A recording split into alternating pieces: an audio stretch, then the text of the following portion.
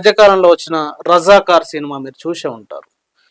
Razakar cinema సంబంధించిన దాంట్లో ముస్లిం రాజుకు వ్యతిరేకంగా హిందూ ప్రజలందరూ కొట్లాడినారు.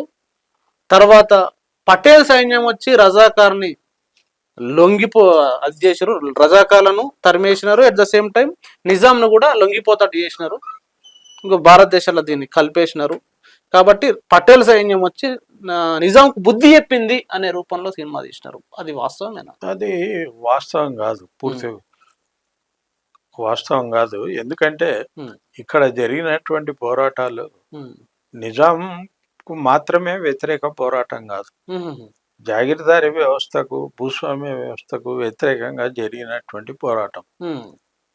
ఇందులో వెట్టి చాకరీ చేయాల్సి వచ్చేది. ఆ వెట్టి చాకరీ నుంచి విముక్తి కోసం జరిగినటువంటి పోరాటం, భాషా అభిమానంతో జరిగినటువంటి పోరాటం.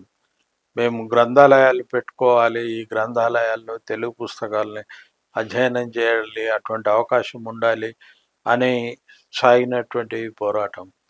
తెలుగులో మాట్లాడడానికి, బహిరంగ సభల్లో మాట్లాడడానికి ఆ హక్కు, తెలుగులో మాట్లాడే హక్కు ఉండాలి అని జరిగినటువంటి పోరాటం. ఇటువంటివి అనేక అంశాలు అందులో ఉన్నాయి. కానీ అది కేవలం హిందూ ముస్లింల పోరాటం అని చెప్తే చాలా తప్పు. ఎందుకంటే నిజాం నవాబ్ ముస్లిమే, కానీ ప్రజల్ని పీడించుకొని తింటున్నటువంటి దొరల్లో అత్యధికులు హిందువులే కదా. వాళ్ళు ఏ కులం వారైనా కానీ, అందరూ హిందువులే.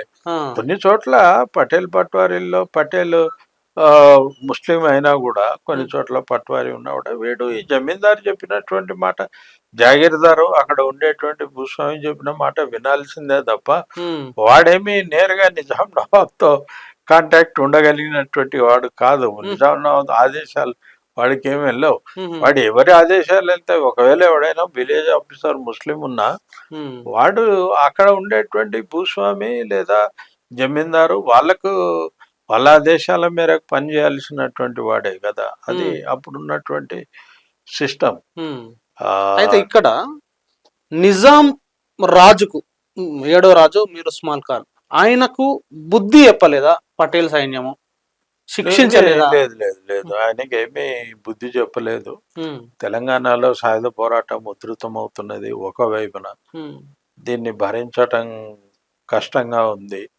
ప్రజలు తిరుగుబాటు చేస్తున్నారు. అప్పటికి 3 జిల్లాల్లో ఉంది, ఇంకా విస్తరిస్తున్నది. కొన్ని జిల్లాల్లోకి, పరిసర ప్రాంతాల్లోకి అది విస్తరించింది. కరీంనగర్లో కానీ, మహబూబ్ నగర్, అచ్చంపేట ప్రాంతంలో కానీ, ఇక్కడంతా విస్తరిస్తున్నటువంటి దశలో ఇది ప్రమాదకరమైనటువంటిది. తర్వాత ఆల్ ఇండియా స్థాయిలో కూడా అన్ని ఈ రాజ్యాలు లొంగిపోయిన తర్వాత కొన్ని కాశ్మీరు, హైదరాబాదు, ఇట్లా జునాగఢ్ కూడా తర్వాత లొంగిపోయింది. గుజరాత్, కొన్ని మిగిలినాయి తప్ప అన్ని కూడా భారత ప్రభుత్వంలో, భారత యూనియన్ లో విలీనం అయిపోయినాయి. కనుక ఇది కూడా ఒక ఛాలెంజింగ్ గా ఉంది ఆ రోజు కేంద్ర ప్రభుత్వాన్ని. ఇతన్ని లొంగ తీసుకొని దాన్ని కూడా విలీనం చేయాలి అనేటువంటిది భారత ప్రభుత్వం అనుకుంది. ఇతను అడమెంట్ గా ఉన్నాడు, నేను ఇండిపెండెంట్ గా కొనసాగుతాను, ఇండిపెండెంట్ దేశంగా ఉంటాను అనేటువంటిది అతని స్టాండ్. సినిమాలో తుర్కిస్తాన్ అని చూపించారు. తుర్కిస్తాన్ అట్లా ఏం లేదు. ఇండిపెండెంట్ అంటే వాళ్ళ ఇష్టం వచ్చిన పేరు పెట్టారు, దానికి తుర్కిస్తాన్. అసలు తుర్కెను ఈ నిజాం నవాబ్ కి సంబంధం లేదు. వీళ్ళు ఇరాన్ నుంచి వచ్చినటువంటి వాళ్ళు, టర్కీ నుంచి వచ్చిన వాళ్ళు కాదు ఈ సంతతి. నిజాం అనేటువంటి వాడు ఇరాన్ నుంచి వచ్చినటువంటి వాడిని. అప్పుడు ఔరంగజేబ్ తర్వాత పీరియడ్ లో వీళ్ళను బాగా బలహీన పడిపోయిన తర్వాత, మొఘల్ ప్రభుత్వం, ఆ సామ్రాజ్యం బలహీన పడిపోయిన తర్వాత ఇక్కడ నిజాంని అపాయింట్ చేశారు. తర్వాత అతను స్వతంత్రంగా డిక్లేర్ చేస్తున్నాడు. కానీ దాన్ని ఇరాన్ కి సంబంధించినటువంటి వాడు, టర్కీకి సంబంధం లేదు. సినిమాలో పేరు పెట్టి ఏదైనా పెడితే ఇరాన్ కు సంబంధించిన పేరు పెట్టాలి తప్ప టర్కీ అంటే కేవలం తుర్కోళ్లకు వ్యతిరేకంగా అనేటువంటి దాన్ని చెప్పడానికి, ఒక తప్పుడు ప్రచారం చేయడానికి తుర్కిస్తాన్ అనేటువంటి మాట వాడిండ్రు తప్ప టర్కీ ఇతనికి పెద్ద సంబంధం అంటే బాంధవ్యాలు ఉండొచ్చు కానీ బేసిక్గా అతను ఈ వంశం అట్నుంచి వచ్చినటువంటిది కాదు. తర్వాత ఆ దీంట్లో కూడా మార్పు ఉంది, వాళ్ళు అనుసరించేటువంటి మత దీంట్లో కూడా మార్పు ఉంది. నిజాం సియా అయినప్పటికీ ఇక్కడ ఉన్నటువంటి తెలంగాణ ప్రజల్లో అంటే హైదరాబాద్ స్టేట్ ప్రజల్లో మెజారిటీ సున్నీలే. సో మెజారిటీ సున్నీలే, అతను షియా అయినప్పటికీ కూడా మెజారిటీ సున్నీలే.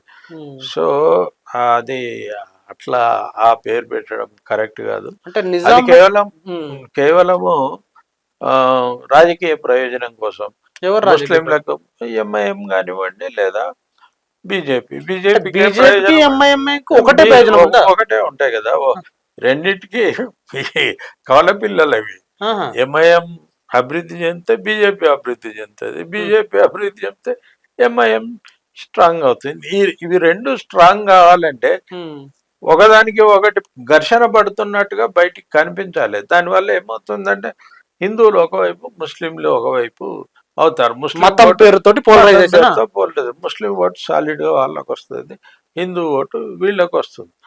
కనుక బేసిక్ వీళ్ళ లక్ష్యాలు వీళ్ళ ప్రయోజనాలు చాలా కామన్ ప్రయోజనాలు ఉంటాయి వీళ్ళిద్దరి మధ్య.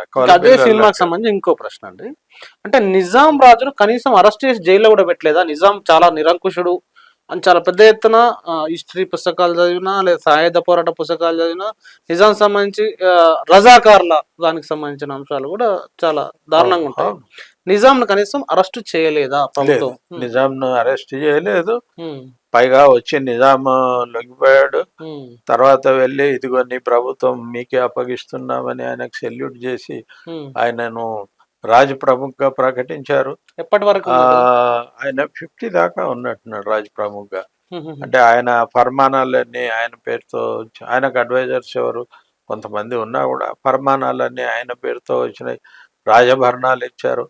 ఇందిరాగాంధీ వచ్చి ఎప్పుడు ఎమర్జెన్సీకి ముందు 72 అప్పుడు రాజభరణాలు రద్దు చేసేంత వరకు రాజభరణాలు అందుతూనే ఉన్నాయి, అప్పటి వరకు అందుతున్నాయి.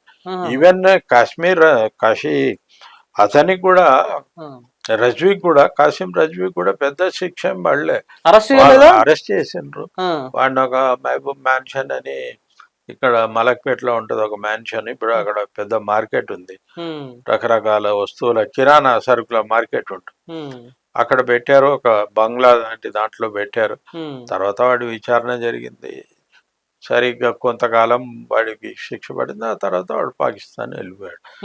వాడంతా మరి వెళ్ళిపోయే ముందే వాడు దోపిడీ చేసుకున్న డబ్బు అది ఇది ఏమేమి పంపించుకున్నాడు, కానీ ఆ మొత్తం వాడు చేసినటువంటి అకృత్యాలకి వాడికి సరైనటువంటి శిక్ష పడలేదు. వాడు అన్ని అకృత్యాలు చేస్తున్నా కళ్ళు మూసుకొని ఉన్నటువంటి నిజాం నవాబు అతని సపోర్ట్ లేకపోతే అతను చేయడు కదా.